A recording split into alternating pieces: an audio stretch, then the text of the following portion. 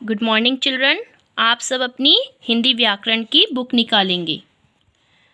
पाठ 16 पर्यायवाची शब्द। पर्यायवाची शब्द हमने सेकंड क्लास में भी पढ़े थे बेटा। पर्यायवाची शब्द क्या होते हैं? पर्यायवाची शब्द वो होते हैं बदले में आने वाला, मतलब उनके स्थान पर दूसरे शब्द, लेकिन उनका अर्थ एक समान रहता है।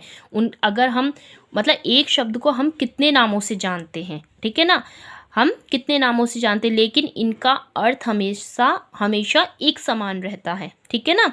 देखिए, जिन शब्दों के अर्थ में समानता हो, मतलब सभी शब्दों के अर्थ समान हो, है ना, किसी में कोई बदलाव ना हो, तो उन्हें हम पर्यायवाची या समानार्थी शब्द कहते हैं। समानार्थी मतलब समान अर्थ वाले। ओके, चलिए, जैसे देखिए यहाँ पे शब्द लिखे हुए हैं, यहाँ पर्यायवाची शब्द लिखे हुए हैं। देखिए, आकाश को हम कितने नामों से जानते हैं? नभ, व्योम, शून्य, गगन, आसमान।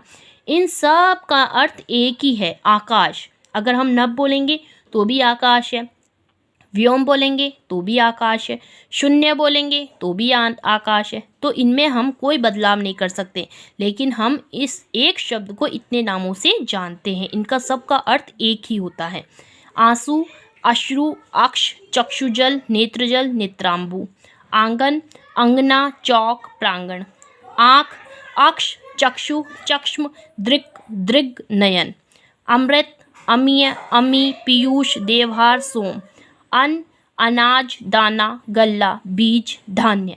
ऐसे ही आप सबको बेटा ये सारे शब्द पढ़ने हैं। ओके, आप सब इन शब्दों को पढ़ेंगे, एक बार नहीं 2-3 बार आप इनको पढ़ेंगे, ठीक है बेटा। पेज नंबर 56 देखिए। तुलसी, अमृता, वृंदा, श्री, वैष्णवी, श्यामा।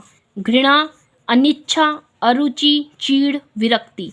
आपको इसी तरीके से सारे शब्दों को पढ़ना है, कम से कम 2-3 बार इन सब शब्दों को पढ़ना है, ठीक है बेटा। पढ़ेंगे ना आप सब? जब आप पढ़ेंगे तो आपको पता चलेगा कि हम एक ही शब्द को कितने नामों से जानते हैं, ठीक है। इस तरीके से आप इन सब को पढ़ेंगे। ओके, चलिए अब हम इसकी एक्सरसाइज अभ्यास कार्य पे आते हैं। पर्यायवाची शब्द किसे कहते हैं? तो जिन शब्दों के अर्थ में समानता हो उन्हें पर्यायवाची शब्द कहते हैं। पर्यायवाची का दूसरा नाम बताइए? समानार्थी शब्द। ओके,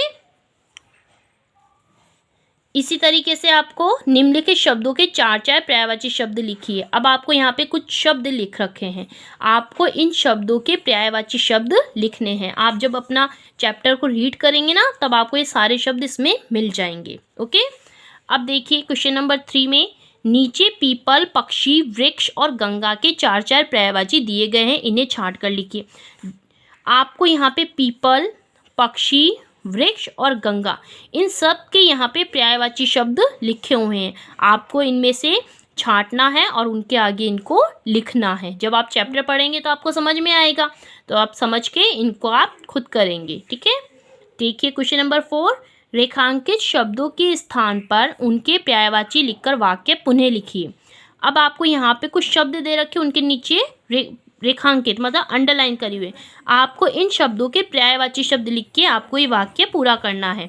उपवन में पक्षी विचरण कर रहे हैं, तो अपन ने उपवन की जगह क्या लिखा?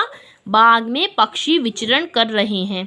कंजूस सदैव गरीब ही रहता है, कंजूस सदैव निर्धन ही रहता है।